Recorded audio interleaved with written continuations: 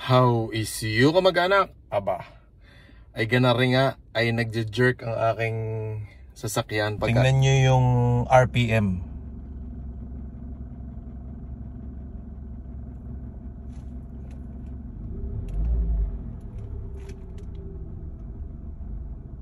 Ayan o. Hindi siya nag-i-stable baga. Ayan.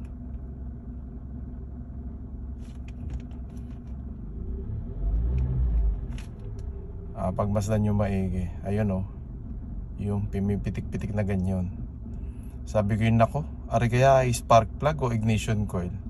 Ngayon, paano ko nalaman na na ignition coil nga? Pinalitan ko yung ignition coil, tapos okay naman siya. Naging maayos yung RPM na yan na pipitik-pitik. Ayan, makikita nyo pumipitik-pitik. Tapos, paano ko nalaman na yun nga ang problema? Nung nilagay ko yung bagong ignition coil, naging maayos yung andar, tapos ibinalik ko yung luma, ayan ulit yung nangyari. So, palitan muna natin, tapos pakita ko sa inyo kapag napalitan ko na. So, kapag magpapalit kayo ng ignition coil, bali ang model nga pala ng sasakyan natin ay Hyundai Tucson 2011. Ayun na. Kapag papalitan mo yung ignition coil, bali, hihilahin nyo to pataas. Yun. Pag nahilan nyo na yan pataas, pipisilin nyo rito. Yun. Diba? So, natanggal na natin yung wire na nagko-connect sa ignition coil. Ngayon, for safety purposes, ang ginagawa ko dyan, although hindi naman siya basta-basta madidikit sa bakal dahil nasa loob, pero ang ginagawa ko dyan, binabalot ko muna ng basahan. Tapos saka ko ngayon babaklasin ang tornilyo na nag-hold sa ignition coil. Sandali lang So ayan, nabalot na natin ng basahan for safety purposes lang naman. Tapos kung may mabili kayo na tools na ganyan, ano bang number nito? Tatluhan kasi ito eh. Mamaya na lang ilalagay ko kung ano yung sizes nung wrench natin na yan. Bali tatluhan yan, yung isa maluwag, eto, yun yung sakto. So, pipihitin nyo siya ng counterclockwise. Tapos, pwede nyo nang kamayin. Pag nakamayin nyo na, kunin nyo yung tornilyo at hugutin si ignition coil. Yan. So, ayan yung itsura ng ignition coil ni Hyundai Tucson. Tapos, nung nakaraan kasi na bumili ako nagpalya itong isang unang coil, bumili ako ng extra. Ayan, binili ko lang yan sa Shopee. Ayan. Makikita nyo naman doon yung details kay seller kung ano ba siya, compatible ba siya doon sa make and model ng sasakyan nyo. Tapos babalik nyo lang yung tornilyo. Yan, pihitin mo muna ng kamay. Tapos bali clockwise na yan ngayon. Tapos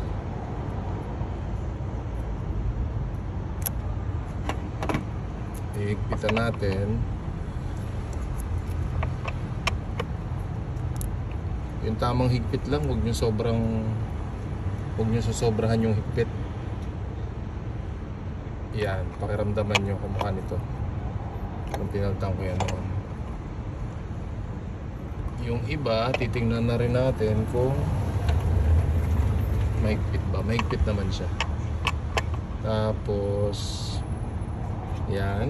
Ngayon, yung pagbabalik nung wire, nung harness, madali lang naman. Shoot nyo lang, maririnig mo yung click. Tapos pag narinig mo na yung click, push mo lang ito pabalik. Yun, maririnig mo rin yung click nyan. O yun na yun. Tapos tingnan natin, compare natin sa kanina. Di bago yung sasakyan nyo, maglagay na kayo ng tools lagi sa sa toolbox nyo. Yung mga ganyan, yung mga basic like yan, yung mga tire repair kit. Tapos mga kung ano-anong mga plies, ganyan, cutter, tornilyo, basahan. Ayan, ang screw. Tapos eto nga, lagi ko rin dala yan kasi mahirap na, baka mamaya abutin sa alanganin. Tapos eto yung pinagpalitan ko dati, nasa loob yan. Ignition coil din yan, kamukha nito. So eto yung luma, eto yung palyado, at yan yung box na pinagpalitan ko. Ayan. Ba't kasi meron pang ganito? Yan.